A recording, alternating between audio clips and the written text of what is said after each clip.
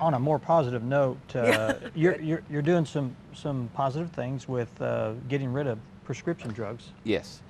We wanted to announce, in fact, we had a press conference this afternoon, and there's a press release. In fact, that's what you saw me reading my email. I was actually reading the press release that we just got. He was working. Was just put out. And of course, if you sign up for email alerts, you'd already receive that. Okay, I'll have to do that. But if you do the press release or the press conference, basically it's called Operation Drop Off. And what started the program is there was a lady from the group called the Friends of the North Fork and White Rivers that came to see me and said, look, we want to talk to you about prescription drug problems. Now, their angle was twofold. One, it's because of the abuse by teenagers, but number two is the prescription drugs are getting in our waterways. Now, if you ask me, have I ever flushed old medications down the toilet, I would have to confess that I have. It's been several years ago. That's a no-no. In fact, that's a serious no-no. And some of the statistics that have now been released, they are finding estrogen and blood pressure medicines and traces in waterways in 30 states. Wow. It is a serious problem. You would think that the small portion that you flush down the toilet wouldn't even be traced. But your chemical... And do people flush it because they don't feel safe putting it in their trash can? Well, some people put it in the trash can, some people flush it, but it still ends up in your waterways. Yeah.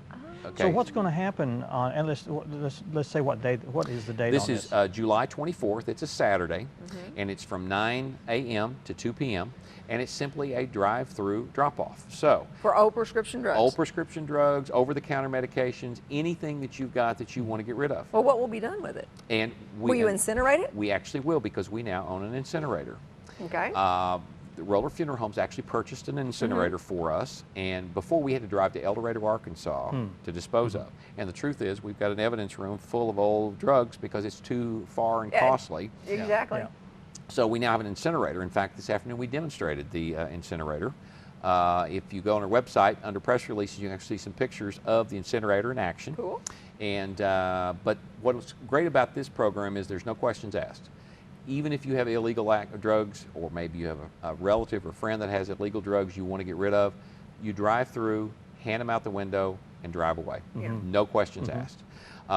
You don't get out of your car. It's quick, fast, convenient. Now, the great part about this as well, and again, keeping in mind we're talking about clean water, the county judge's office here became involved, and now they're also doing a hazardous waste cleanup at exactly the same time. That'll be good. So all of those old paint cans, paint thinners and chemicals and household cleaners and batteries or car batteries or all those things that you have around your house that you're not supposed to throw away because it gets in the waterway, you can also drive through the same time. And when you go into the gate of the fairgrounds, and you'll be directed, when you go in, you'll go on one line to drop off your prescription drugs, you'll go on another line to drop off all the old chemicals. And if you have both, you can still do both and drive through. Wow. So it's a great program. We're excited. Are you going to try to do it like once every 6 months or something like that? Once this once program's a year, done, maybe? we're going to evaluate the success and kind of tweak it. And we're already looking at something in a more permanent type basis for this, because you would be surprised how many people call us, what do we do with all these old medications? And if I asked you, and if I put you on the spot, do you have any old medications in your... I do. I don't, actually. I I can't even realize if I took anything. You know, so, and I do. It's not very much. Well, I probably, and I don't have very much either, but I probably got stuff 10 years ago, still sitting in my medicine cabinet. Now, there might be some children's Tylenol that's like 20 years old stuck back in the back of a cabinet somewhere. We need to dispose of it. The partners that we've had is unbelievable. When we started this, we have pharmacists, we have the coroner's office, we have the funeral homes, we have the health department, we have the hospital, we have hospice, we have all of these people have been on board and been working with us planning this event, and everybody's very excited that we're going to get these drugs out of the hands of our teenagers, and B, we're going to keep our waterways clean.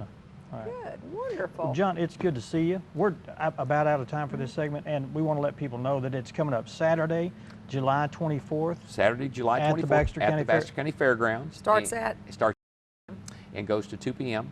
Okay. And we're not going to shut it down if there's people waiting on it. We're going to continue to go. But we encourage people to bring, again, their old medications, any kind, and also any of their hazardous clean. You can go to our website if you want to get some more information. And old give us a call. vitamins also are included in that. Absolutely. You shouldn't be tossing those either. Absolutely. Thank you, sir. Thank you. And come back again. We'll be glad to talk to you You any bet. other time. Thank you, sir. Up Who do you want next, to see next? I want to go right down that list. Okay, go right down that list. Miss Benny and Miss Trixie are going to come on, escorted by Lori Day Howe of Hospice of the Ozarks. Okay. Yeah. Let's go.